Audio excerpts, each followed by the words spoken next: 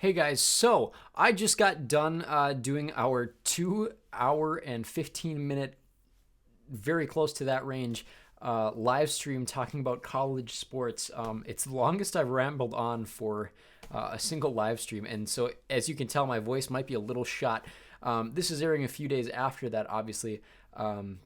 If you're watching now, because the live stream was a few days ago for you. But today, in having moved now to our Formula One content, I figured today we would move on from yesterday's video and talk about Formula One tracks. So, yesterday you probably saw a quiz that said something along the lines of, can you name every Formula One track ever?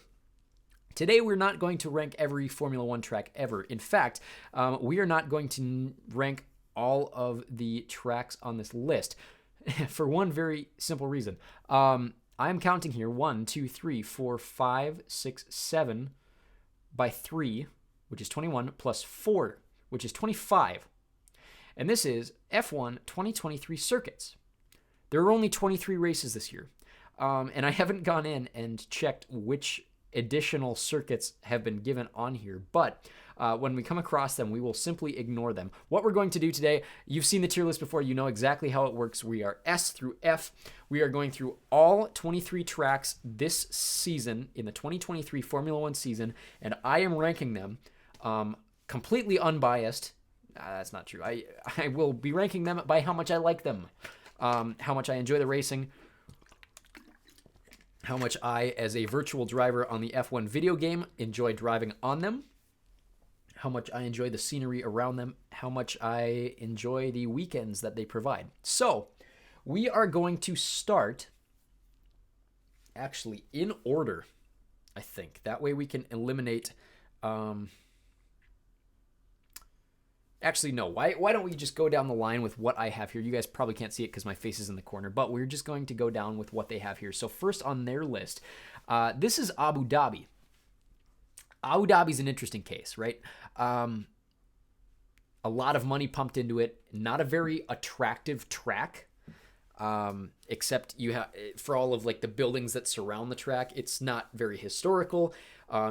But there have been a lot of good racing moments that have happened, or iconic racing moments that have happened at Abu Dhabi. It has been the final race of the season for the last, I don't know how many years. But obviously the one very, very iconic event that I can think of from Abu Dhabi is, of course, Verstappen winning his first title over Lewis Hamilton. They went in tied. Hamilton did not change off of the emergency vehicle, and they raced one more lap off of the pace car, and obviously Verstappen with fresh tires was able to outlast the Mercedes of Hamilton. Mercedes still won the Constructors' Cup that year by quite a margin, but I thought that was a phenomenal race. Despite the controversy that surrounded the move, I thought it was entertaining to watch, and I understand why the race coordinators did what they did. That being said, there are a lot of elements about this track that I don't love. Now let's just pull up. I'm going to pull up 2023 F1 season, and we're going to look at each track here. So when we pull up Abu Dhabi, when it loads, when we look at Abu Dhabi,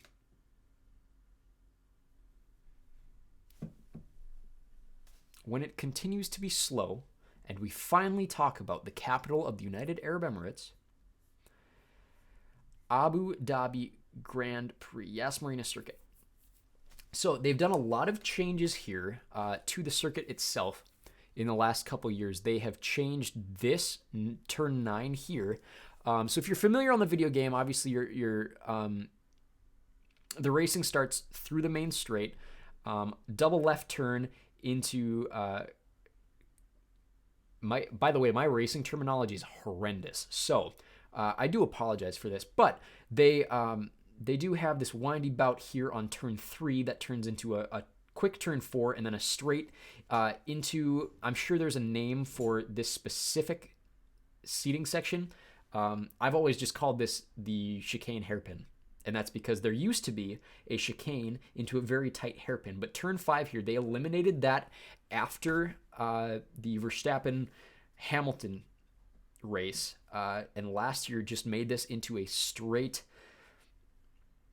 30-degree hairpin turn, I guess. And then you have a really long straight into a sharp turn 6 here, turns into turn 8, which is a long straight into a very, very curved turn 9.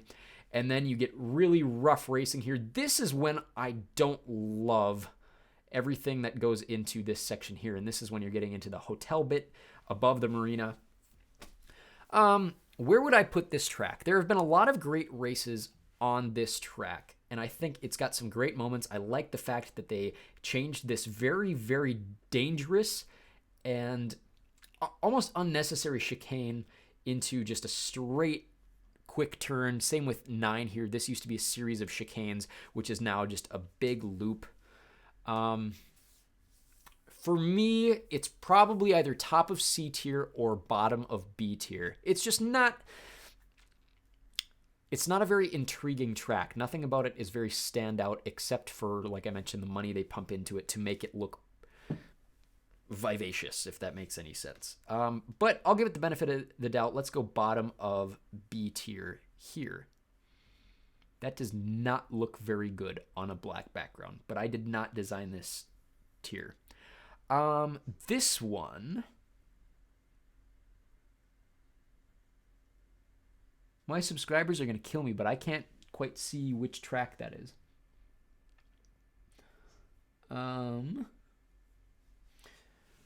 know what? So, just because I'm blind, let's make it easy on myself and work backwards from the end of the season. So, let's go to Las Vegas. Las Vegas is the one we don't know about because obviously it's never happened. They've never raced there. We have no idea what to expect. Here's what we do know. They are completely blocking off the main part of the strip here. So we have a massive, not necessarily straight because there's a slight curve on it, but they are racing starting at these Harbor Island apartments, and it sucks that we don't have this overlaid on a map of Vegas here. But you're starting way over here into a quick turn. This is a very, very quick straight, unless this is just a ridiculously long circuit. But very not long straight to the point where you have a curved, kind of like Brazil. You have a curved pit lane here. Harbor Island Apartments, double turn, Rochelle Avenue. I've never been to Vegas, so I don't quite know exactly what I'm looking at here. I do know the layout of the strip pretty well.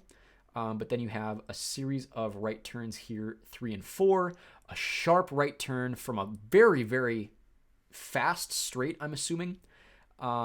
Westchester Drive. You have a series of kind of swerved chicanes next to the new MSG Sphere. This we've already passed the Caesars Forum.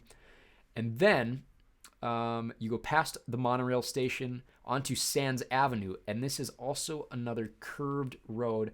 So we don't have I shouldn't say we don't have a ton of straights because we do have 3 straights. The problem is this track just isn't very interesting layout-wise. Now, the cool part of this track is going to be everything it drives by. I mean, that is the whole like appeal of what this race is going to do, because as soon as you get on Sands Avenue, you go basically through the Venetian, right next to the Wynn. So, if my map is correct, this is the Wynn Golf Course here. You hit the boulevard at Fashion Show Mall, and then you go straight past Treasure Island, straight past Haraz and the Mirage, straight past Flamingo and the Caesars Palace, Paris and the Bellagio Fountains. That's going to be the cool part. Hit the Cosmo, then a left chicane left past Aria and Planet Hollywood, and then back on the Harmon Avenue straight into the Top Golf, turn 17. We don't know anything about this. We don't know how it's going to look. We don't know how their drivers are going to enjoy it. We don't know what the racing is going to be like. I genuinely don't know how wide the road is going to be. But the shape of the track itself leaves a lot to be desired, in my opinion. I do not love what I'm looking at here. And Obviously, this is the old design. They have updated the design several times, and I think this is the one they've finalized on the Wikipedia page. I'm going to put it D tier. And here's why I say that. Formula One has focused a lot in the last couple years on not very good tracks and more the spectacle that surrounds the tracks. We see that with things like Jeddah. We see that with things like Monaco. Monaco, we'll talk about. It's Monaco. Like, Monaco's a different beast. Ignore that I just said that. But things like Saudi Arabia, things like Bahrain. Bahrain's actually a decent track. France would be one to think about, because France has that weirdly designed track. It's just visually bizarre, but it's not a very good race in my opinion. And I'm glad they don't have it on the calendar this year, do they? If they do, they don't. France is gone. Bye, France. I will say a word to France that I can't say on stream here, but I hate that circuit very much. They are making a spectacle with this. They are not making a very good track. So as a circuit, because we have not yet had that experience, I am putting it D tier because it's not a very impressive track. Moving backwards from Vegas then, we have Sao Paulo, Interlagos. Let me click this one here. The Autodromo José Carlos Paz. Very curvy track, very unique track because it's very uniquely elevated. It's very hilly. It's built into the side of a hill, and I think the design of the track is beautiful. I love the design of this track.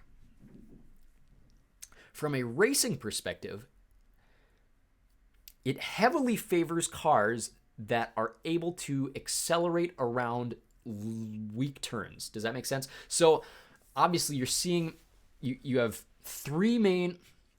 four if you consider this two separate straights. 1, 2, 3, and maybe 4 if you consider 14 to 15 a straight. A straight separate from 15 to 1.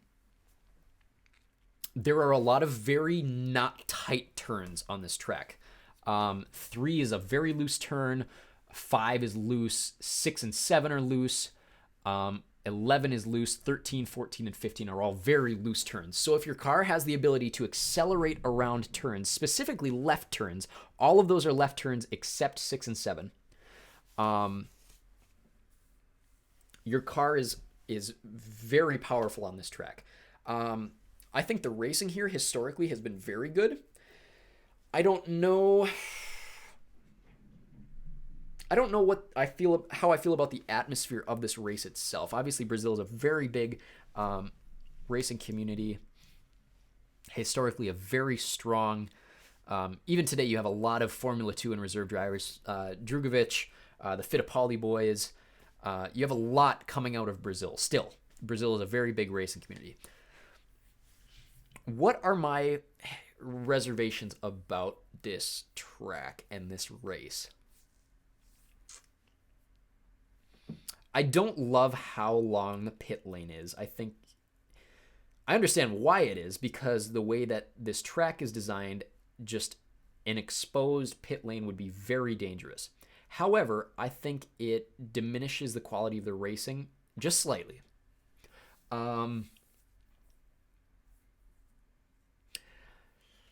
This is just an architectural standpoint. I wish there was some kind of... I'm trying to think, because I don't think there is, and I might be wrong about this, so don't quote me on this, but I wish there was more separating the landscape of this 5 to 6 straight from turns 7 through 11. Does that make sense? It feels like it's a very exposed field. And that would be my one gripe architecturally. I don't love the surrounding of the track. It's cool that it's in a neighborhood, but I don't think that neighborhood is that good looking, especially with a Formula One race going on. It's not Austria. Austria might be the prettiest track in the set. That being said, though, all in all, I think it's an A tier track. Where is Interlagos on here? Someone find it before I do. Is this Interlagos? Yes, this is. It's just upside down from what we were looking at earlier. So I'm putting it in A tier. Interlagos is A tier for me. Moving backwards to Mexico City, the Autodromo Hermanos Rodriguez. Mexico has one very, very cool thing about it. And it sucks that it's so cool because that exact same element is the reason that the racing sucks. And that is the baseball field, right? Turn 12, if you're unfamiliar with the track, turn 12 is a right turn into a baseball stadium. And then you have two very sharp turns into like the pseudo chicane straight at 15 through the stands of the baseball field stadium. And then immediately outside the bleachers, you take a really, really sharp right turn into another fairly sharp curve here. The pit lane is horrendous to approach because you are basically going sharp right turn, 300 feet, probably more than 300 feet, but very sharp right turn, not sharp, 110-degree right turn, very, very tight hairpin, immediately another kind of sharp turn, quick straight, sharp right turn, very, very sharp right turn to get into the pit lane. I think it's a very dangerous part of the track. It's cool to see. It's very visually stunning architecturally. The problem is the racing would be a lot better if instead of slowing the cars down to take as much time through there, if they just had them go straight through. And I understand why they don't. It would be seriously dangerous. But it diminishes the racing quality for the sake of spectacle. Something that we were kind of talking about with Vegas, something that we were talking about with Singapore and Jeddah. We'll get to those two. Otherwise, it's a unique track from, and you can't see my hand, so I'm not going to put it on my screen. But you have a very long straight into a chicane, into another very long straight, and then this cool like triangle section that goes through almost like the hairpin in Canada is the closest thing I would compare it to. And then you have the little swervy section where it's just left, right, left, right, left, right, and it's kind of boring, but it's cool if your car is good on, like we mentioned with Brazil, cars that are good on loose turns. All in all, it's not a great track. And the racing here is traditionally not great. As much as I want to love this track, specifically for the fact that they drive through a baseball field, it's not that good. And I am going to put Mexico. Where's Mexico?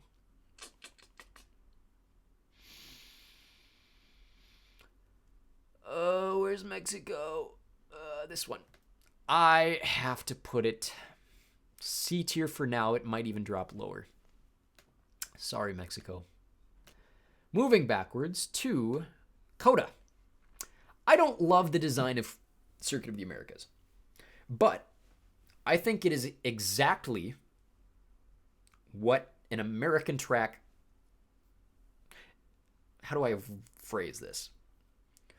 When I watch the American Grand Prix, I feel like I'm watching the American Grand Prix. Does that make any sense? It is very much the US's official Grand Prix and the one that has lasted longest of the three that we currently have.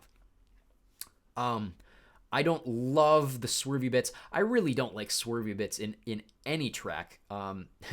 Part of it is every time I play it on the video game, I really am bad at the snake section here. As soon as you hit turn 2 and you go 3, 4, 5, long 6, tight 7, really tight 8, and then a really tight left turn on 9. As a driver, I cannot imagine having to do that. I think that would be incredibly difficult unless your car takes lanes like that on swerves fairly well. I think the rest of the track is very well designed. It takes elements from the Hungaroring, and I really like the Hungaroring. including this long curve section here right before the final straight. It's got this kind of hammerhead. This is almost an axe shape, but it kind of takes that design from what did I just mention? The Hungaroring. It's got this unique hairpin at 11, and then you go into what I would describe as like the carnival section. So they have this huge Ferris wheel. They basically put on a massive American like circus spectacle. As you're coming around here, there's like a theater here. There's a bunch of cool seating sections here architecturally. I really do like the approach on this pit lane. My only problem with the pit lane, and it is a very long pit lane because it doesn't look it, but this is a fairly long straight, and this is a really, really long straight. I think the track itself could have been better designed with just mentioning those two elements. I wish that I'm just looking here. I wish that the release of this pit lane tucked around the corner, and I know that I knocked points on Brazil for that, but I think there might be some safety problems because of COTA in races future, if that makes any sense. But as an American, I think this is a pretty solid, like low B tier track. I think the racing is fairly decent here. Nothing spectacular, but it's all around a pretty average track. I'm going to put it above Abu Dhabi. I'm going to put COTA above Abu Dhabi in B tier. Where above Abu Dhabi. Okay. Moving backwards again. Qatar. We haven't seen Qatar for a while. Last time we saw it was in 2021. I shouldn't say a while. It's only been a couple years, but it was kind of a unique one-off race, and Hamilton won that one. Obviously, that was a pandemic-type race. They just kind of put it in there because of COVID-19 restrictions to do with Australia. But they're bringing it back this year, and I'm trying to remember how I liked it in the one time they did it. In terms of like the other Arab world races, right? How many do we have now? 4? Abu Dhabi, Bahrain, Qatar, and Saudi Arabia. So 4 Arab world races. I would say this is probably my second favorite track of those. That being said, when we look at it here, you have a really long straight. It's almost reminiscent of Bahrain, and granted, the two countries are right next to each other, very like geographically similar, right? So they look like similar races. Bahrain is the best track of the Arab tracks. You have a really long pit here coming off of 16. Fairly easy approach, fairly easy exit. It's a very wide course, and by that I mean it doesn't have a lot of sharp turns. The only real sharp turn you have on the entire track is this, what would I describe that as? 40 degree, maybe 35 degree hairpin at turn 6. And like it's not slow racing, but it's also not fast racing, because this 5 to 6 straight isn't very long. 2 is a fairly easy turn. 1 is a fairly easy turn. The other 7 is kind of a loop. 10 is a straight into a fairly wide turn, so a great accelerating turn. Nothing about this thrills me. It's not an exciting track. You know what? I changed my mind. It's not my second favorite track. The more I look at it, the less I like it in comparison to Abu Dhabi. I'm going to put this below Abu Dhabi in C tier. And where does it rank in comparison to Mexico? I think it's a safer and more exciting race than Mexico. So I'm going to put it above Mexico in C tier. Moving backwards now to Japan. Suzuka. Suzuka is my least favorite track in the video game because And I'll tell you why. Take a guess. It's because of the S-curves. I hate S-curves on the video game. I don't know how the drivers feel about it. The coolest thing, obviously, is that it's a figure eight, or a figure of eight if you're British or Australian. What is there to say about this track? Okay, it's got a... It doesn't quite look it. The turns here, all except the FS curves and the Dunlop, these turns are very sharp. Very sharp. The first turn doesn't quite look like a hairpin, and it's not. It's essentially an extended hairpin. So you're cranking the wheel, but it is higher speed. As soon as you hit turn 3, it is left, right, left, right, left, right, left, right. Again, I'm saying this from the video game's perspective. These are really hard to control my car on, and I hate it. And I'm sure the professional Formula 1 drivers do not have as big an issue as I do. But as soon as you hit the Dunlop, this Degner curve comes up on you, and it's doing my math here. What is that? 135-degree turn. And then turn 9 just sneaks up on you. So you have this pseudo right angle, not quite right angle, and then an immediate right angle, and you tuck under the bridge.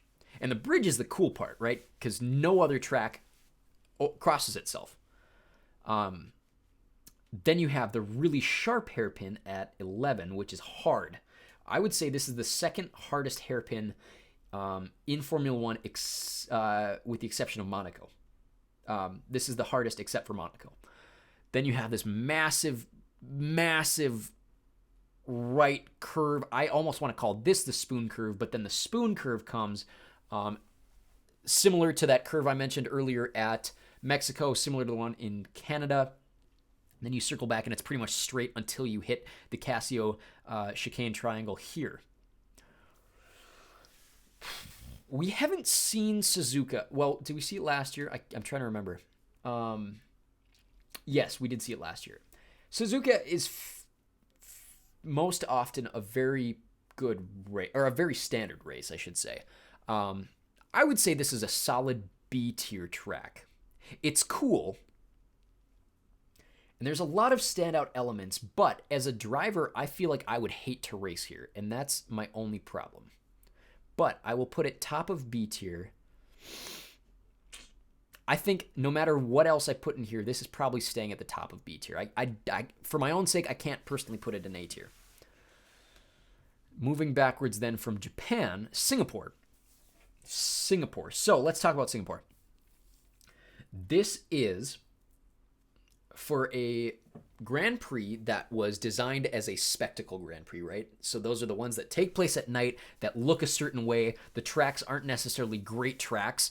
And it was mostly designed to make money for the spectacle, right? It's in a place that has a lot of money and a lot of people who would spend a lot of money on something like this. It's not a very great track. However, of those spectacle tracks that we mentioned, so like Jeddah, Las Vegas, Miami, what did we mention earlier? I guess you could probably throw Abu Dhabi in there. I would say this is the best track of them. I do love playing this one in the video game. It's got a lot of cool design elements. One thing I'm bummed about is they took out it wasn't a chicane, but it was almost an extended bus stop chicane. So there used to be this section that cut out right about here and went underneath an overpass and in back underneath basically a section, like a seated section, and then circled around back into the main straight here. They've taken that out, and I can't remember their reasoning, but what I don't love is the entry to the pit. The exit is actually very well designed. You come out in a slowed section. So by the time that you come out of the pit lane, the cars coming on this main straight have slowed enough out of the shears turn where you are basically matched with them at speed going into this first not quite hairpin turn on 3. This is probably the sharpest turn. However, your speed is fairly slow coming through this one.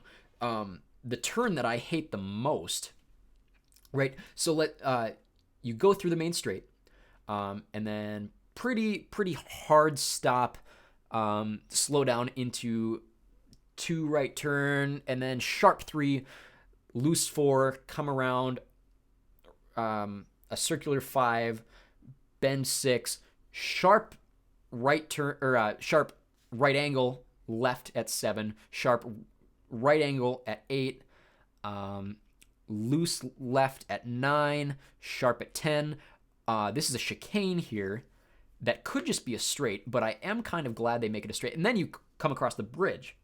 And this, I think 13 is, you probably can't see it because of my face in the corner, but 13 is the hardest turn.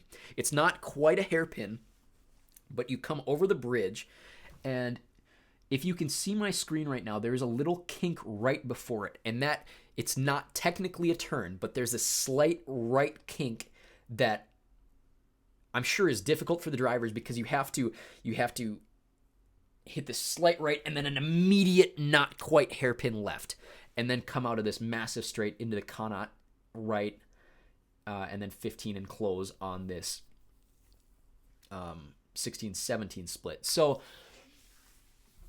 like I said, I think this is the best designed of the spectacle circuits. I don't think it's the best street circuit by far. It's probably one of the prettier street circuits, especially like for the night spectacle. I'm bummed that they took out the massive bus stop section here. I love the bridge section. I like what they do with the signage and how it, like, this is a cool track. I'm going to put this... Let's see, if we just put Suzuka top of B, do I like Singapore better than COTA? No. I might be biased in that, but I don't think I like Singapore as much as COTA. So I am putting this right now, middle of B, fairly solidly. Moving backwards... Let's see, we have gone through now 8, so we're about a third of the way through. And now we have the Italian Grand Prix at Monza. Oh, man. So here's my prerequisite to what I'm about to say. I don't know Imola that well. I'm not as familiar with Imola as I probably should be. But I do really like Monza. Monza is a pretty track. It's fun to race. The event is always exciting. Italians love racing. If that wasn't obvious, Italians kind of like cars. There are a lot of really excellent elements of this track. You got this really quick pit lane. The final parabolas are like, I mentioned it with COTA. I mentioned it with Hungary, like Spain, Zandvoort. I love like big curves coming into the end there. The only reason I don't like Mexico is because you don't come into it fast enough. And I wish you came into it faster, and I know that's super dangerous. But you start obviously on the main straight, and then there's this very brief chicane, and they do that. Otherwise, you would kind of kill yourself on turn 3, this Curva Biasono. Then you hit yet another bus stop chicane into an off-right turn, the Variante della Roggia, double G. I lived in Italy for 2 months. How do I not know what a double G is? I think it's the Roggia. Then this... I'm trying to think here. I think this is the hardest section for me, the Curve di Lesmo. And why I think it's difficult is you come out of a it almost looks like just right angle, right? But you come out of this turn 5 chicane at an angle to the point where this is not quite a right angle. It's just more than a right angle. And then you come out of 7 just less than a right angle. And if I were a driver, like my temptation would be to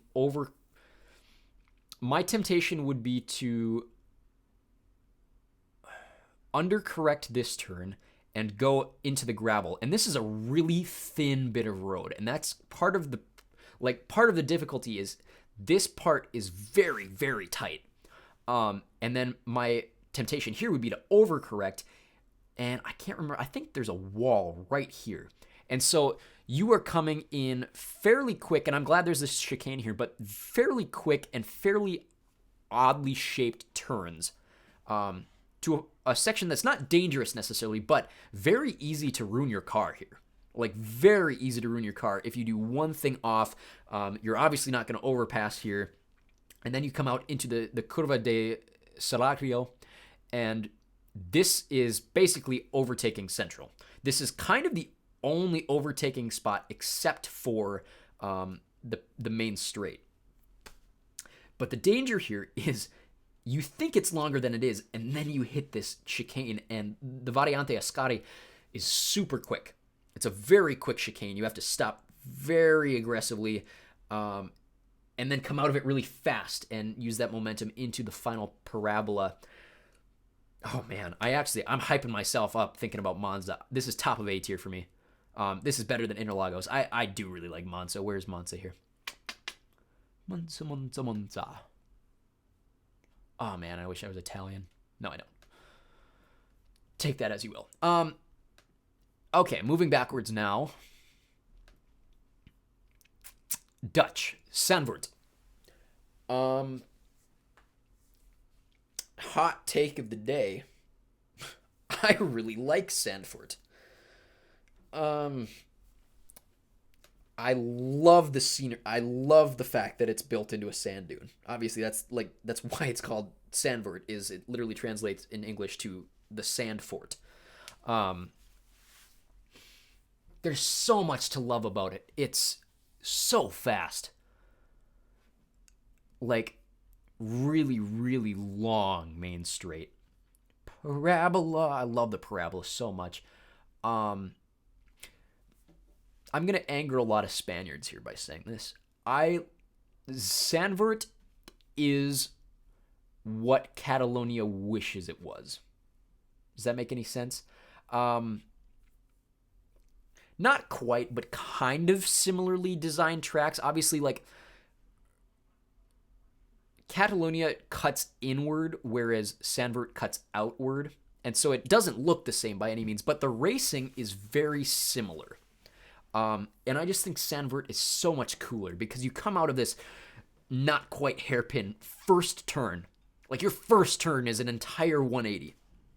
That's actually, that's the coolest part of China, by the way, is, not that we're going to talk about Shanghai because it's not on the calendar and probably won't be for several years, but the whole snail bit at the beginning of the Chinese Grand Prix is one of the coolest racing ideas that I've seen on a modern track in a long time. But Zandvoort, back to Zandvoort, hard first parabola turn. Very long pit lane. That's kind of the one thing that I don't love about it. However, it makes very, very much sense. It has to. Like, you have to have a long pit lane here because of the way the track is shaped. A long pit lane is a very good consolation for the fact, or is a very good downside to one of the coolest tracks.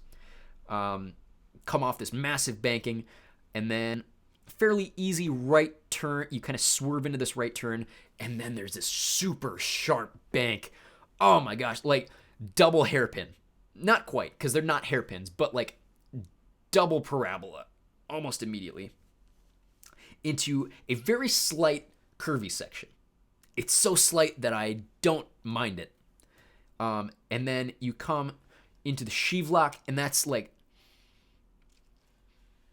kind of like I mentioned with Monza, like the edge is so thin that if you miss this turn, if you overshoot this turn, your car is done for. I can't remember if it's a gravel pit or a sand pit or what comes at the edge of the Skivlak. And then you come in hard, not quite right turn into the Master's Bocht. And then Bocht 9 is like basically another parabola into Bocht 10, which is another parabola into what the baseball section in Mexico wishes it was, right? It's a chicane curve into a seated section, but it's a lot faster than Mexico, and it's a lot better racing than Mexico. So parabola, tiny swerve bit, right turn, parabola, cool chicane, right turn into a parabola. Based on all of the information that I have given you about what I like about tracks, like the track itself, this is my perfect track. That being said, we haven't had it long enough for me to for it to be a classic, right? They brought this back after what? 35 years away? Yes. It was absent from the calendar for 35 years. So technically it is a classic. However,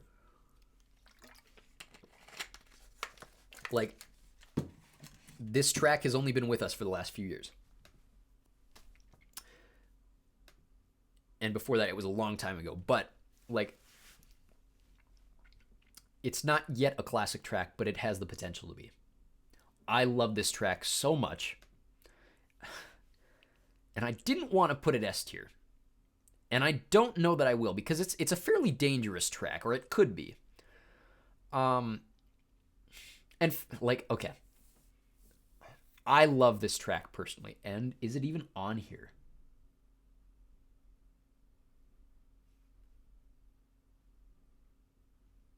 Is Zandvoort even on this tier list?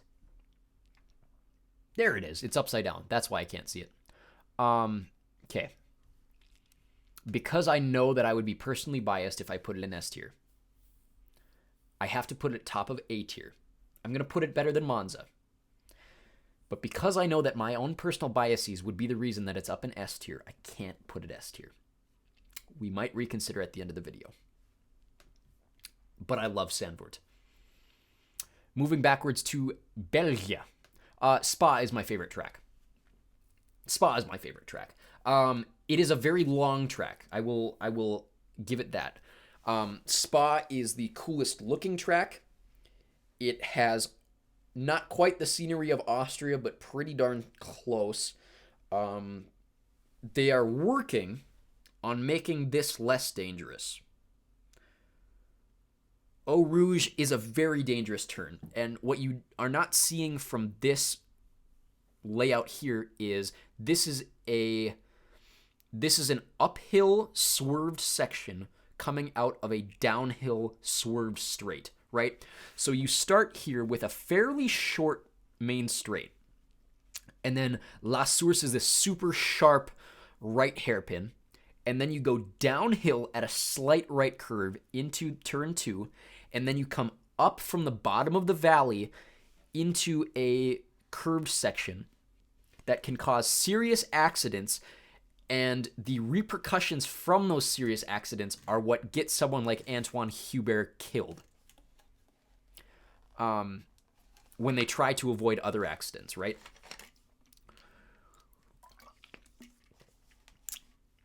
That right there, I have two problems with Belgium. Is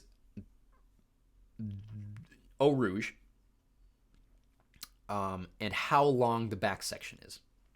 That being said, in terms of using altitude to your advantage, ignore everything I just said about Eau Rouge and pretend that Eau Rouge doesn't exist. When you hit 6 and go into the Camel Straight, and then you go into this chicane here, Les Combes, this starts to plummet downhill, right? and then you have the super sharp downhill hairpin of Bruchel. I think it's pronounced Bruchel. And then a left turn that goes very, very steep downhill into Pouhon. I think this track uses altitude better than Austria, and it's not as steep as Austria. The problem that I have then comes in.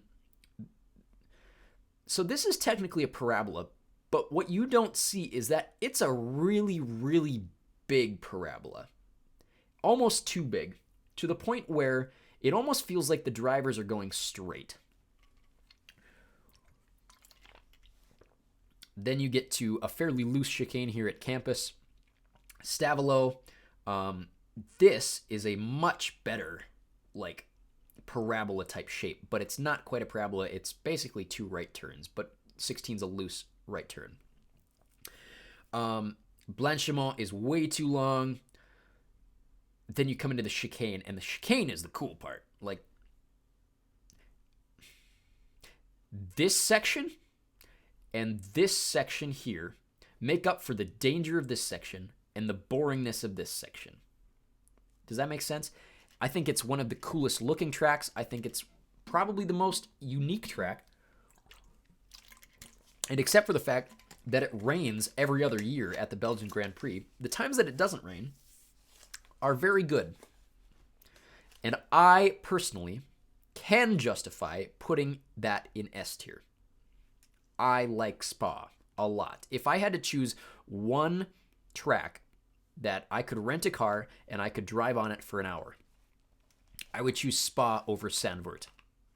And I've actually had the opportunity to do both. I haven't done both, but I've considered the opportunity to do both. I would choose Spa over Zandvoort because I know Spa better than I know Zandvoort, and I trust that I wouldn't crash at Spa like I would at Zandvoort. And I feel exposed at Zandvoort, and Spa's in trees, and trees are pretty, and they shelter you from mean onlookers. Moving backward from Spa-Francorchamps is Hungary. I forget how good August racing is. What are they scheduled for this year? Oh, it's in July. Yeah, so this ends July and then goes into the break, and then we return. Oh my gosh, this is so perfect. You end the summer with 2 of my favorite tracks, and you return on 2 of my favorite tracks. Oh, it's perfect. Okay, so the Hungaroring. This is what I meant when I was talking with Circuit of the Americas, the double parabolas, right? Almost quadruple parabola. Like, this is a cool design track. It's got this hammerhead shape. If you're unfamiliar with the Hungaroring, you have this long main straight, right? It's backwards from the American and like Brazilian ones, where you're turning left. So you're turning right. You come into not quite a super sharp hairpin turn, but if I'm not mistaken, this goes downhill. And then you kind of swerve here into a parabola, fairly aggressive overtake turn. There are not many overtake turns as aggressive as 1 and 2 in Hungary, at least would be in my opinion. Come out of a false right angle at 3, a slight chicane bend into yet another parabola. This is swooping uphill, and then this is significantly more uphill than this section. So, then you have another chicane, kind of this not quite swervy section, but a sharp 9, come downhill, and then you have this really aggressive downhill straight from 11 to 12, super hard, sharp right turn at 12. I would call this the accident corner. If I were racing, this would be the corner I'd be worried about crashing into the guy in front of me. Right turn, parabola. Very simple, not complicated. I think it lacks like a sharp element. Does that make sense? Like, there's not a great hairpin like switchback section here, unless you consider the double parabola main straight a switchback, which I don't. It's a very much like a border racetrack. That being said, I do love the Hungaroring. My one gripe about it is do I hate the entrance? Do I hate the entrance or not? No. I think the pit entrance makes sense, because then you don't have to come out of this parabola into the pit at a fast speed. It makes sense to me because most of these cars are still going the same speed, but then just slightly slowing down as you turn. Where would I put it? It's either going top of B tier or bottom of A tier. If I put Interlagos in A tier, I think I gotta put the Hungaroring in A tier. It's missing something. It has a lot of great elements that I like, but it's missing something. Moving backwards then, did I see Silverstone? I'm going to piss off a lot of British listeners here. The racing at Silverstone is great. It's a very confusing track.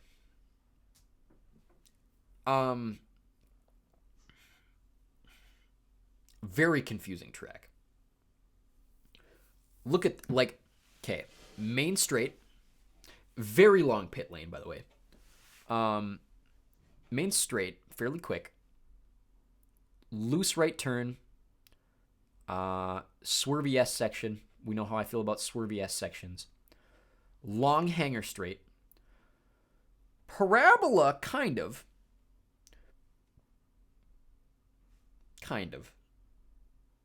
And then, wait, no, excuse me. I called that the main straight. That's not the main straight. This is the main straight. So, main straight into a swervy section. I don't like that. You're going really fast into Village. Then you have a hairpin that is eliminated in its intensity by the fact that you come hard into Village. Village is not a hairpin. The loop is not a parabola. Aintree is not a parabola. It's a loose left turn into the Wellington Straight. Then you hit kind of a double parabola, which would hurt my neck. But I don't hate, I would say this is my favorite part of the track, is the double parabola between Brooklands and Luffield. Slight right turn into the Woodcote Straight here. Not quite a right turn. I don't know why I was looking at this. This is the fake pit. This is the main pit. I still think it's too long and it's oddly shaped. But then cops, and then yet another swervy section. Then a straight. Then a not quite parabola.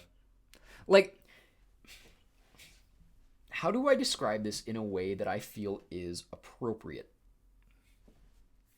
This is the Formula One racetrack equivalent of not quite hitting the climax of the song. Does that make sense? So you're just building up, I like Brooklands and Luffield. I do. I think that's the best part of the track. I love the double parabola. But you're not giving me a solid straight in. All of these straights are followed by fairly loose turns and not parabolas, not chicanes. Well, except Wellington, but I want more. Silverstone doesn't give me more. It has all of the elements of a great track, but it doesn't deliver. Does that make sense? That's my opinion on Silverstone. I know a lot of people love it. The racing is great. The British Grand Prix is one of the best races of the year every year. So I have to put this higher. But from a track perspective, I hate this track because it doesn't give me what I want. I always want more from Silverstone. And it doesn't give me that. It gives me great racing. It gives me a great like weekend experience, but it doesn't get there for me. Like it doesn't hit the highs that I want it to. For me, it's B tier.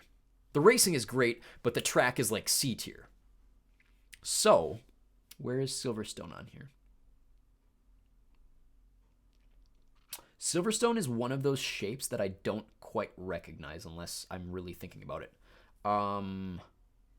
Double check. This is Silverstone. It's just upside. They're all upside down, and that's what's throwing me off. This one here is Silverstone, and I'm going to put it. The racing is better than Circuit of the Americas. I will put it above Circuit of the Americas, and that is a compliment. I don't like the track. Backtracking. 2. July 2nd, the Austrian Grand Prix at the Red Bull Ring. I love the Red Bull Ring. It is so small and so cute, and it is the prettiest track on the entire calendar, and could be very dangerous. It's super steep. Let's describe it here. So, they renamed this turn a couple years ago after the death of Niki Lauda. It's a very small track. Very small track. I'm pretty sure it's by far the smallest track on the calendar. You have the main straight, which is flat. You hit the Niki Lauda, which is basically a right turn into a slight left incline. And then you climb super steep. This is a very steep, slight snake, not quite straight. You hit a left bend at this turn 2, and then you come sharp at the top of the hill at Amts Ag into not quite a hair. It's a hairpin. I mean, it's not a tight hairpin, but you would consider it a hairpin. Then you come slightly downhill across not quite a main straight. This is another slight curve to it, but you could run it as a straight. Downhill into Roch, or how would they pronounce it in Austria? Roch. It's not Rausch, but it's Roch. Into essentially a massive gravel trap. So this is what I would describe as a safe mix between a parabola and a swervy section, like the swervy S's that I don't like. So it's got elements of the two things that I do like, or one thing that I don't like and one thing that I do like, and they come together here, and I'm not sure how I feel about it. So this is an over right turn into a swooping curve, a slight parabola in 6, downhill, slight parabola into 7. You have to slow down here because this is very much like downhill. And then swerve parabola into an open right turn at 8. Super downhill, super downhill, super downhill. Slow down, you're hitting Rindt. Glad it's not an immediate right turn. This one is hard because it is an immediate right turn. The entrance to the pit lane is hard, but it's a very beautiful track. It's hidden in the hills of Austria. It's in Spielberg. Like, I think this is the best looking track. If I haven't voiced that already, I think this is the best looking track in the entire calendar. I wish it were a longer track, but part of the like appeal of it is how short it is. They do it. The alpine elements, right? Like, so it's super steep, but it's not dangerous because of the way that it's shaped into the hill. They did a really good job of making this main straight the uphill, and then kind of slowly working your way feathering down the hill until you get to the bottom main straight. Very well designed track. Very, like, I do enjoy the racing at Red Bull Ring. If I had to pick like a third track that was my favorite, apart from Spa and Zandvoort, like, this would easily be it. If I can't rank it above Zandvoort, this is easily, where's it at here? This one. Easily second to Zandvoort, above Monza. Okay. Moving backwards then to Canada. And I'm out of water, and that's really disappointing. We're about 2/3 of the way through here. Canada, the Circuit Gilles Villeneuve. Gilles Villeneuve. This is on an island in Montreal. Le Hairpin here. So, Quebec this is such an interesting track. And I don't love it for a variety of reasons, but the racing would be super interesting. This, in my opinion, is the better designed version of Australia. That's the opening track. That's the one I didn't That's Australia. I'm an idiot. Okay. That's why I didn't recognize it. We haven't seen Australia in several years. This is interesting. So you have a fairly short main straight here. Like the straight is very short. And then you come into a slight right bend into a hairpin and then a parabola. So this is the Virage Senna. You curve around this and then you come fairly quick but then hard into a chicane here, 3 and 4. Little tiny swervy section but not too much to annoy me. An over left turn into 6. And then a swooping right into 7. The cool part of this is all of these are in a very like wooded section of the island. So it's very like shaded, very covered, very like pretty looking visuals when you watch it on television. And I'm sure when you're driving as well.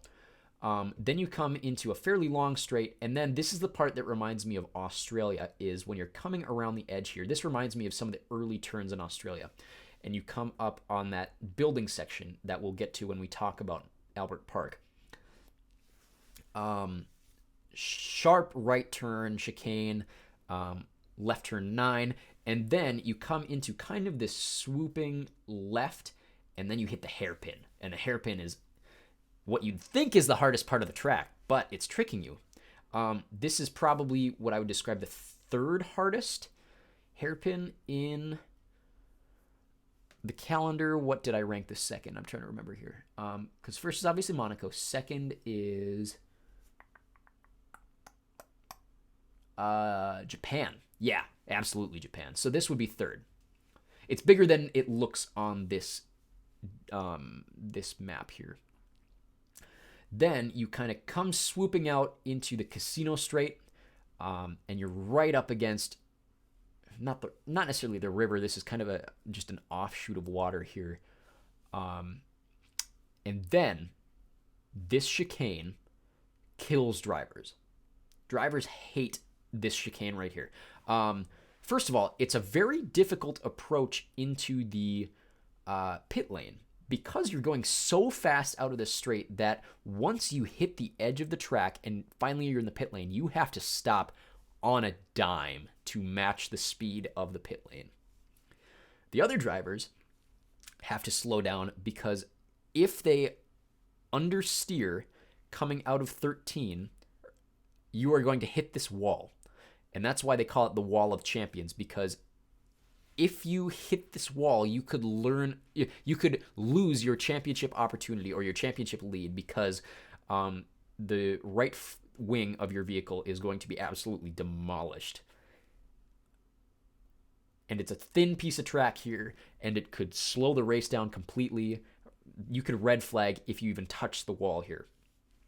Very difficult track, especially from 8 to 1, but it is a very difficult track all in all. Where would I rank this? It's not an A tier track for me. I will put it B tier above Coda, but not as high as Silverstone. I like it better as a track, but I don't think the racing is necessarily that exciting. Moving on now to Spain. I mentioned Catalonia earlier. This is what I mean when I say this is everything, or like Zandvoort is everything Catalonia wishes it was. Catalonia has a lot of switch. Catalonia would be, I would describe it as the combination of Japan and Zandvoort. For the sake of, a lot of these swooping bends go across sections that very much remind me of the seated sections in Japan. Now you're probably asking yourself, why don't you love it when it's got all of the, like, 3 and 4 and 5 are all like pretty solid parabola section, 12, 10 kind of. Why don't you love it as much? It's not a very pretty track. This main straight is really, really long. Nothing else about this track is very exciting. I would say the most exciting section isn't even the things that you'd think I like. It's Catalunya. It's Europcar into Catalunya. Because it's not quite a parabola, but it essentially operates the exact same as one. You come out of this 9 to 10 straight. How would you pronounce that in Spanish? La Caixa. Slow down. Parabola. Like, I love the end of this track. I don't love anything else about it. Anything else. This is too big. This is almost too big. This is almost too sharp. Like, everything about this track is bordering very close to elements I don't like, using elements that I do like. Does that make sense? It's almost like Silverstone in the way that, like, I almost like it, but I don't. It's almost exciting, but it's not quite. Like, the end of this track is great because you're swinging around 14 into the main straight. I love that. I love when you basically, like, slingshot yourself back in the main straight. Everything else about this track to me is really boring. I don't think the racing here is that like, I haven't been impressed by a Spanish Grand Prix in a what? Am I saying that? Why do I feel like something really major happened last year? Oh, that's because Russell got pole. Okay, last year's was I enjoyed last year's. But Spain bores me. Like Catalunya bores me. And I would put this. Okay. I'm making some decisions here. So this is going above Singapore. And I'm dropping Abu Dhabi to the top of C tier.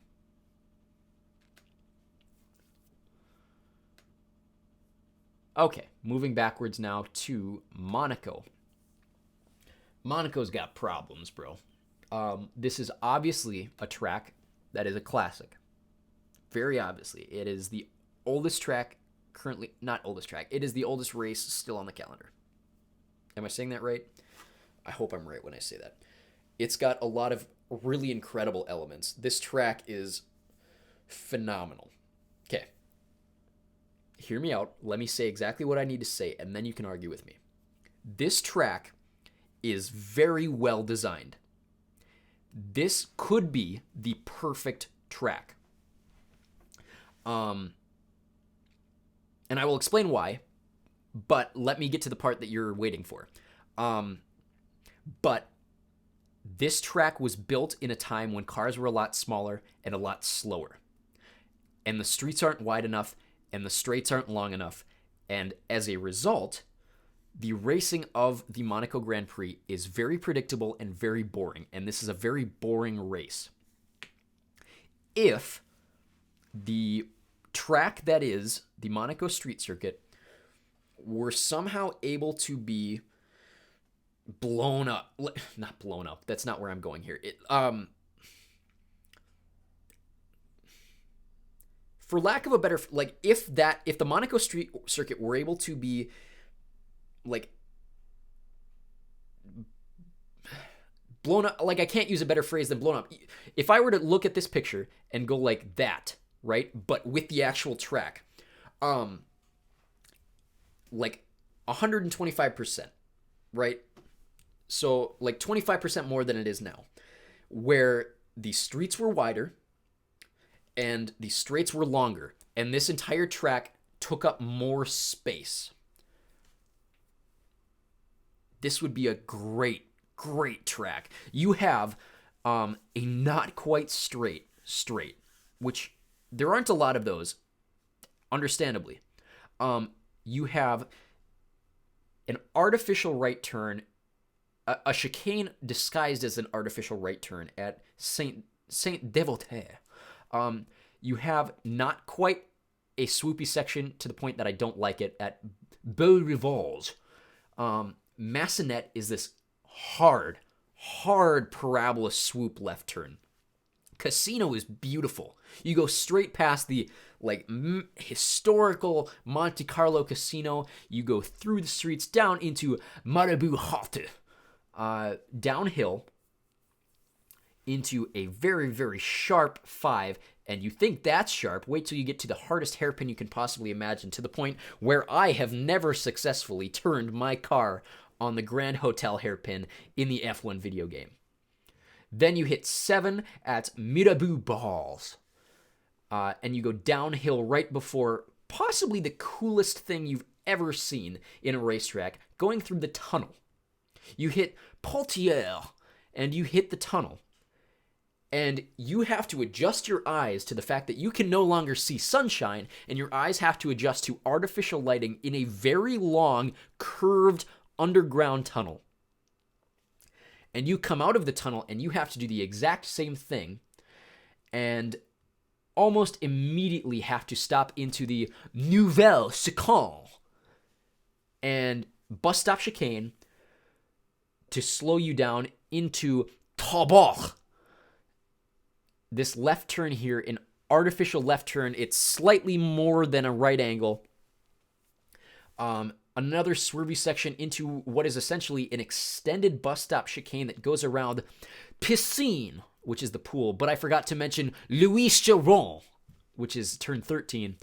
And then you come out of this bus stop chicane into a very tight, slight left curve, and then a super tight right, double right at La Rascosse. And then yet another, just speed chicane into Anthony Nogues. I'm going to repeat myself because that was the most fun I've ever had in front of camera. So, turn 1, Santa Devote. Turn 2, Beau Rivals. Turn 3, Massenet. Turn 4, Casino. Turn 5, Mirabeau Haute. Turn 6, Le Grand Hotel Hairpin. Turn 7, the Mirabeau Balls. Turn 8, the Poitiers. Turn 9, Le Tunnel. Turn 10 and 11, the Nouvelle Chicane. Turn 12, the Tabac. 13, 14, Louis Chiron. 14, 15, Piscine. 17, La Racosse. And then you got just this very cool sharp right, double right, very hard entrance. Essentially, if you overshoot this, you have to go around the entire... I mean, that's every pit lane, but the pit lane and the track look very similar on their approaches. That's the hard part. Good exit, very smart exit in completely ignoring Santa Devote when you come back into the main straight at Beau Rivage. Like I said, if this track were wider, longer, bigger, it would work. The problem is it doesn't. Everything is super tight. The cars hardly fit on the track. With the cars that we currently have, there's absolutely no space for overtaking. And you have serious problems when it comes to Sunday racing. Or do they race on on race day at Monaco? It's boring. The cool part then is qualifying is the best qualifying session of the year. But you don't want to watch just an exciting qualifying. You want to watch an exciting race because you don't want to have the race spoiled by where everybody's placed going from qualifying into race day. Like the fact that very few positions change. Like, it's boring racing. Monaco is boring because the cars are too big and the streets are too small. Exciting qualifying, but a lot of problems. So where do I put Monaco? Now that we've had a lot of fun saying all those words,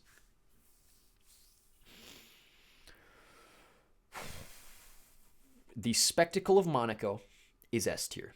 The history of Monaco is S tier. The design of Monaco is S tier. The racing is boring.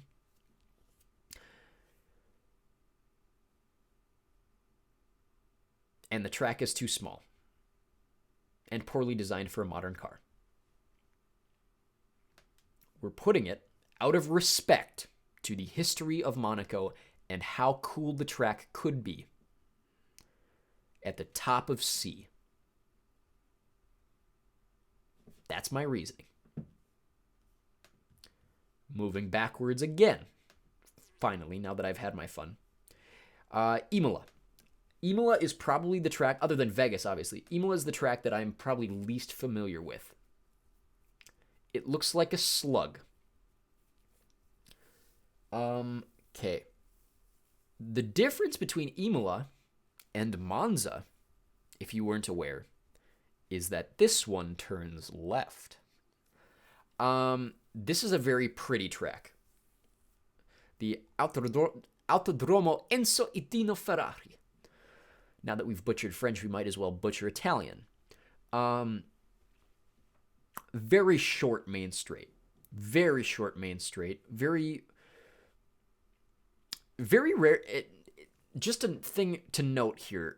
This isn't uncommon, but like, it's bizarre when the pit lane is on the outside of the track. Am I the only one who thinks? Like, most of the time, pit lanes are on the interior of the track, and it's weird to see it outside the track. Short main straight, slight kink at turn 1, the Variante Bassa. Boring. The Variante Tamburello. Slight left chicane into kind of a boring turn here. The Variante Villeneuve. Or if it's Italian, it'd be the Villeneuve. But the Variante Villeneuve. 5 into 6, yet another chicane. Hairpin at Tossa. A lot of these straights are just boring slight curves. And not in a fun way. Like, not in an exciting way where I kind of want to watch it. Piratella is just an artificial right angle left turn. Yet another slight curve here at 10. Then you have kind of a unique chicane here at Acque Minerali, or mineral water.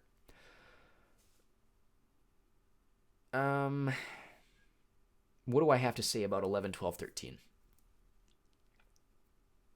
It's just another chicane. Like, this entire track is a circle variated by chicanes. And a single kind of hairpin. And what would be a lot cooler as a parabola. I don't love Imola. I know a lot of people do. I don't. I think Monza is very well and above the superior Italian track. Where would I put Imola on a tier list?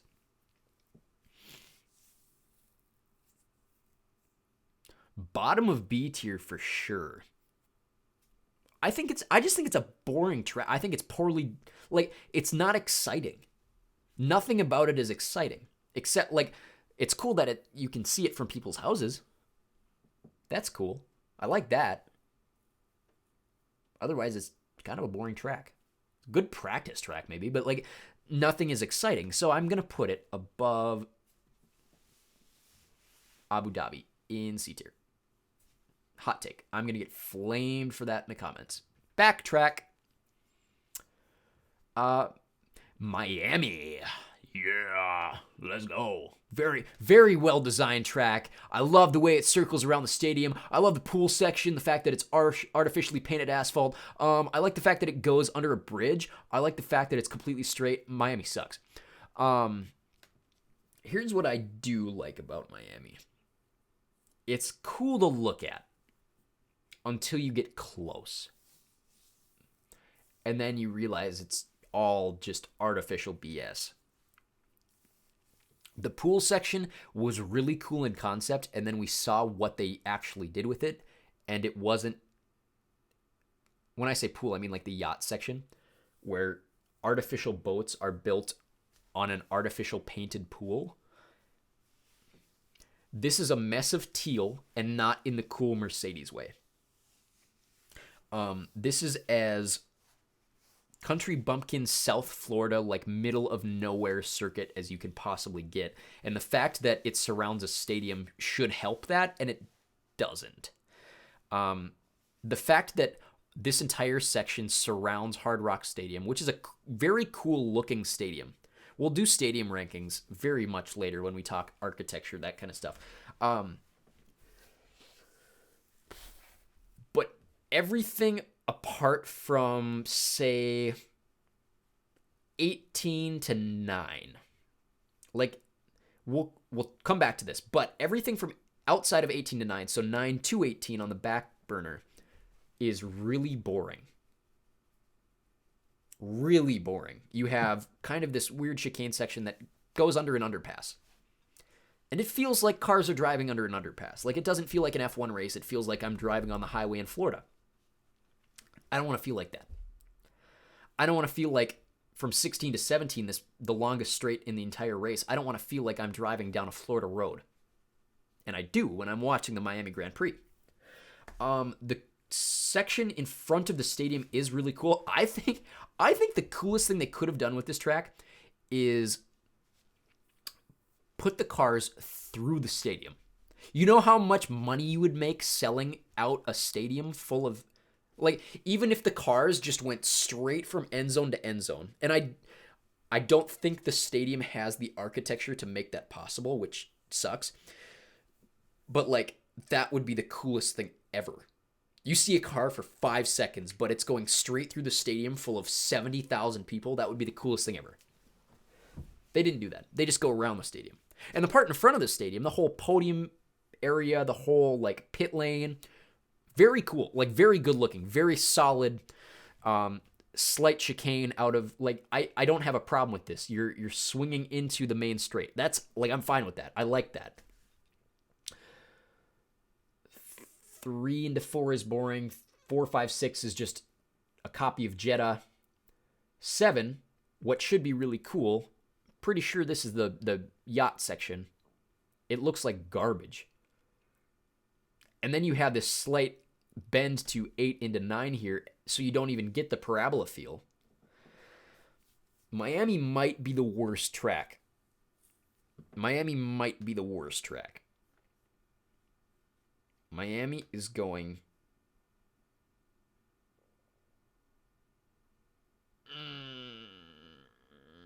Do I put it F tier? I'm going to put Miami in F tier. I am. I'm so sorry. It was a great idea. It could have been executed so much better.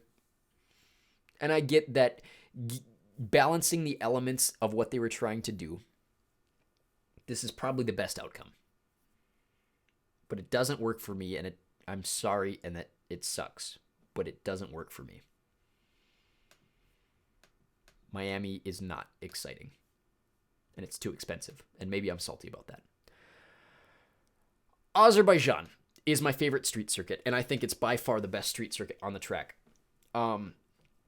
You have very, very interesting elements here. You have one of the longest straights on the calendar in what essentially 19 to 1, but you have a slight bend at 20. And then you have a solid left turn down 2 blocks of City Street to turn 2. Then you have a solid right angle left turn into 3. And you're like, this race is really boring. This is all right turns. Nope, it's setting you up for the coolest racing section probably on the calendar, in my opinion. Maybe not with Monaco. But you have a kind of sharp chicane into 5-6, very, very fast, but very quick straight into 7. Overcorrection right turn from 7 into 8. The shop straight is how I would describe this. This is like them racing down, in Formula One terms, a fairly thin, like, European street is how I would describe, like shop street. Then you hit 8, and then immediate 9, and then 10 because you're swerving around a castle. Well, you're not swerving around a castle, you're swerving around a cafe. But to the left of you is a castle. And then you circle around this entire castle. Like, that's awesome. 8, 9, 10, 11, 12 are really fast. They come by really fast. You have to take them slow. But it is one of the coolest sections on the entire calendar, in my opinion. Unless you're Charles Leclerc. But I'm not Charles Leclerc, so I think they're cool. I've never crashed into the cafe. Then you come out into essentially a circle of very, very loose left turns. So you have a solid straight from 12 to 13, slight left turn, 14, slight left turn, kind of sharper left turn into 15, very sharp left turn at 16. Because 15, you come out of this sharper left turn, and then you go downhill. And then this is the overcorrected left turn. It looks like a right angle here. It's kind of more than a right angle. And then a slight bend, slight bend, slight bend, slight bend, and then you're back to the setup. So I would describe Baku as a circuit of 2 circuits. You have the setup section from essentially 19 to 6, and then the delivery section. So you have 7, 8, 9, 10, 11, 12, 13, 14, 15, 16, 17, 18, and then back to the setup. All the way down to 1. All the way down to 2. All the way down to 3. To 4. To 5. To 6. To 7, 8, and then you repeat it again. Like, I love Baku. I think it's great racing. I think it's a great track. Very well-designed street circuit. Hits the climax that Silverstone doesn't for me. I wish there was a sharper, I wish there was a hairpin on this track, but there's no room for a hairpin on this track. So I get it. Very well-designed track. Very well-designed street circuit. I think by far the best street circuit on the calendar. My favorite street circuit on the calendar. If I put Singapore at the bottom of B tier, then this has to go. Where's it at here? I like it better than Canada. I like it better than Silverstone. It's not an A-tier track, and I can't justify putting it above Suzuka, but I can put it above Silverstone. Okay, so that leaves, well, we're still working backwards. So a few more tracks here. Australia, Albert Park. We haven't seen Albert Park in several years, and I don't like Albert Park as a track. I think it's boring. I think there's nothing to it. I think that its best elements are better elsewhere. I think its best corner, or its best, my favorite things about Albert Park are 14, 15, 16, which is done better Let me pull up a side-by-side here. Monza. I think that... Let it load here. Man, this is kind of a long video. I really have to go to the bathroom. I didn't think it was going to take us this long to rank 23 circuits. So 8, 9, and 10 at Monza is the better version of 14, 15, 16. And I know they look very different, but to me, like, when I drive them in the game, and I'm assuming, like, it would feel the exact same for the driver, like, it's a very similar feel of right, sharp left, right. This is left. Like, they're very different, and I'm struggling to explain why I feel they're similar.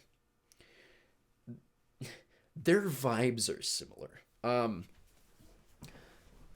don't know. I don't like Albert Park. I think it's very boring. I think the straight into a right and then curve is weak. I like this Whiteford section, but like I mentioned earlier, I think it is done better. Which track did I say that at? I'm looking here.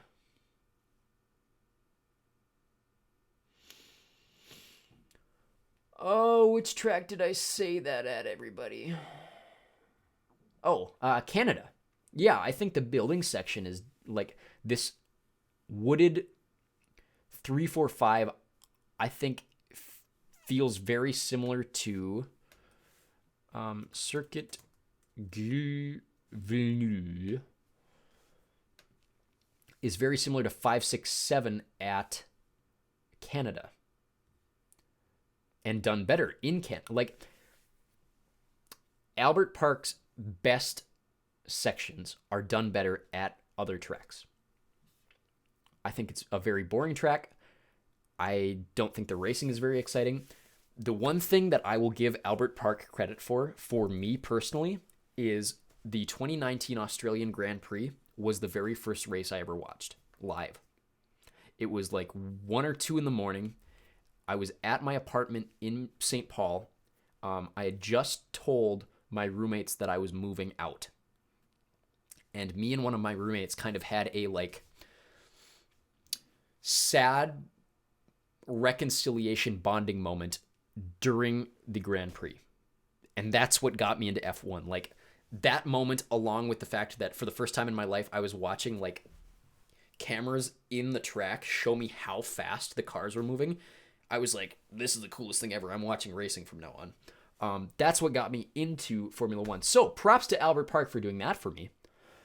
But to me, it was less how cool the circuit was, and more so the fact that I had this cool moment in my life happen while this happened to be on TV in the background. I don't love Albert Park. It's at most a C tier. And I don't even like it as much as Abu Dhabi, and I don't... Albert Park is a bad track. I'm putting it in D tier. No, I'm not that mean. I'm putting it bottom of C tier. If I put Mexico that low, I have to put Albert Park below Mexico. 2 more, because this is France and this is China, and those were the 2 that were added to this list, and they're not on here. So we have 2 more. One is Bahrain, and one is Jeddah. Jeddah comes first in moving backwards, and Jeddah sucks. Jeddah is the opposite of Miami, but very similar to Miami. It is definitely a spectacle track. They built it for money. Obviously, that's how things are built, that you pay for them. Jeddah sucks. You have a single straight. This does not count as a straight. Does not count as a straight. You have a single straight in this entire track, and it bends. 27 to turn 1. Sharp chicane. Bend. Swervy section. Hairpin. Swervy section. Chicane. swervy section, then very, very loose, and then hairpin. This circuit is shaped like a butter knife. Or to get less specific, this chicane looks like a knife. And if that is not some kind of like representation of what Saudi Arabian sports and like sporting affairs mean in the light of everything that's come out after the Jamal Khashoggi incident, yeah, let's leave it at that. There are a lot of problems with this circuit to begin with. The fact that there really is only one straight section in this entire track is bad. Very bad. They designed this on a very narrow section of city. The track isn't necessarily narrow itself. The problem is there are a lot of curves and a lot of blind entrances because of the curves, because the walls are too high. If they were to shrink these walls and just have, like, think of something like France, right? You have a very curvy track, but there aren't any walls. Like, you could logistically drive straight across instead of having to take all the curves, right? You can't do this at Jeddah because Jeddah is all walls. The problem comes then when you are doing a swerve section where you cannot see 2 turns from now. And you come around a fairly fast curved section and there's a car broken down in the middle of the track, you are going to smoke it. And if you don't smoke it, you're going to smoke the wall trying to avoid it. This is a very unsafe track. It is as bad as Miami. It's more exciting than Miami. It's significantly more dangerous than Miami. And a visual representation of what blood money does to sports. It is going F tier. It is the worst track on the calendar. And I cannot believe that it has lasted as long as it has. Last but not least, the opening track to our season, and for seasons going forward, Bahrain. Now, Bahrain has its own human rights records, but at least it has a good track. Bahrain is a cool track.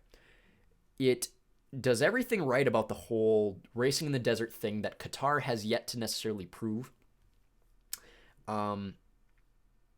It's very similarly shaped to like Catalonia and Austria. It's got this very cool bit at 9 into 10 when you come around and like a loose left turn but downhill into a very, very sharp turn. I love 9 and 10. That best part of the track. 1, 2, and 3 kind of remind me of Silverstone in a way. Part of what reminds me of Silverstone about this track is 1 through about 6. I'm not including 7 or 8, but 1 through about 6 give me this not quite there feeling that Silverstone gives me. But then you come into 7, sharp hairpin at 8, and then the cool section 9 and 10. The tower section, I'll call them, because I don't know if they have an actual name. And then the low ground, like back of the building straight here. And then you work your way uphill into what kind of feels like it's going to get into the main straight, but it's the artificial main straight or the back straight. Kind of like China has. If you remember China, so when you're looking at the drawing of China, right, this from here to let me zoom up so you can see. Zoom in. From here to here is the main straight, but it's got 2 basically you got the back straight here and then this artificial main straight going here where you hit this hairpin and you kind of feel like you're approaching the main, but you're not quite there yet. I feel that way very, very similarly from the 13 to 14 back straight at Bahrain. Racing here has historically been very good, especially I really enjoyed when they had to use this track, how many times? 2 or 3? A couple seasons ago, and they used the outer circuit, which was really boring, but it was a great race. That was the George Russell race, I think. I like Bahrain. It is easily the best of the Arab circuits. Where did I put? Okay, so I put Jeddah's obviously last.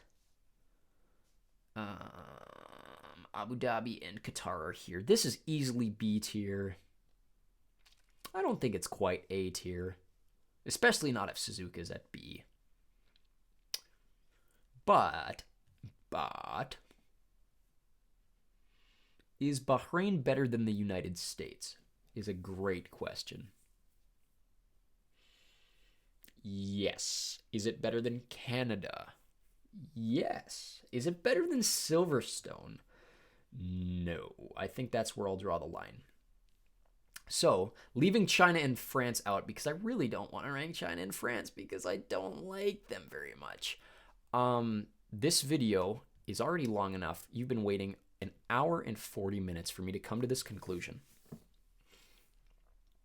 Do I move Zandvoort up to S tier? Yes, I do. I do, in fact, do that. Do I move Suzuka up to A tier? You know what? I move Suzuka up to A tier, and I also move Baku. Hot take. Baku is so good that I'm moving it up to A tier. Silverstone, top of B tier. Singapore stays in B tier. Monaco, I'll keep out of a respectful place in C tier. Monaco is one of those, like, ignore it. Ignore where I put it in conversation with the other tiers.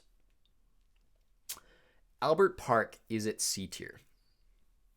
No, I'm dropping it. I'm going to drop Albert Park to D tier. But out of fairness, I will also drop Mexico City to D tier because Mexico City is boring. Here's where we conclude. From bottom to top, F tier, we got the money races. Jeddah, I have put in last. Miami, I have put top of F tier. To me, these are almost interchangeable, but I put Jeddah lower because it's more dangerous. D tier, Las Vegas because we don't know. Las Vegas and Monaco are the ones that you could probably ignore where I've ranked them. Las Vegas just looks like it's going to be boring. It could look very pretty, but track-wise, it's a very boring layout. Albert Park is boring. Mexico City is boring. That's why they're all in D tier. C tier. Qatar has yet to really prove itself. I think it's a very average track. Abu Dhabi is just kind of there. Imola isn't that exciting. Like, the racing can be good, but it's not a very cool track. It's not a very well-designed track, in my opinion. And Monaco is just sitting there out of respect. Baku, this is now in B tier. No, that's not Baku, excuse me. Singapore, I think, deserves a B tier. I think it's good for the elements that they have to work with. It's a street circuit. I think it's a decent street circuit. It's probably the most average street circuit you can get. Catalunya, I don't have much to say. Like, it's a track. Its elements are done better elsewhere. Like, I can't quite justify why I've put it as high as I have, but I'm going to because I feel like that's right. Above that, Coda. It's got elements that I like, and it's got elements that I don't like. I think middle of B tier is very, very correct. Canada doesn't, like, it's Canada. That sounds about right where it should be. Like, I don't have anything too good or too bad to say about it. Like, it's Canada. It sits right where it should be, eh? Spielberg. No, that's Bahrain. Excuse me. I was like, Spielberg should not be that low. Yeah, Bahrain, that sounds about right. I should maybe put Bahrain higher, but I'm gonna set it there for now. And I'm for this video, it's staying there. And then Silverstone, I hate the circuit, but it's a great weekend and it does great things for racing. Like the racing's very good there. I just hate the track. Baku, bottom of A tier, I think is appropriate. Suzuka, bottom middle of A tier, also appropriate. Hungaroring, I love the Hungaroring personally. I think middle of A tier fits it very well. Interlagos, great racing, very well designed track. I like it. Monza, now we're getting top tier. Like Monza is great. I love Monza. Pretty top of A tier. Red Bull Ring, very, very top of A tier. Just doesn't have that thing to put it into S tier. And then my two very favorite tracks. Number 2, Zandvoort. Mwah! Thank you, Dutch. And very top of A tier. Thank you to the fake Dutch for Spa-Francorchamps. It's a little too dangerous, but that's part of the charm. There are elements that they could do to make it safer, but it's a very well-designed track, and for my own personal preference, like, I love Spa. Spa is my favorite track. I don't need to justify why I put Spa as my favorite track other than the reasons I've given in this video. But that's where we're laying. 23 tracks, all ranked now. Very long video. Thanks for sticking with us. We will come back tomorrow. I think I'm going to do a tier list where I rank all of the drivers this year, including Felipe Drugovich, because it's looking like he has a pretty good shot at racing his first race in Bahrain. But we'll see if we get to that video tomorrow. Otherwise, if we don't make that video this time around, we will see you Monday for our Formula One live stream. Otherwise, like, share, subscribe, stick around, and do all your stuff on the channel. Feel free to explore everything that we have to offer here, but we will see you again very, very soon.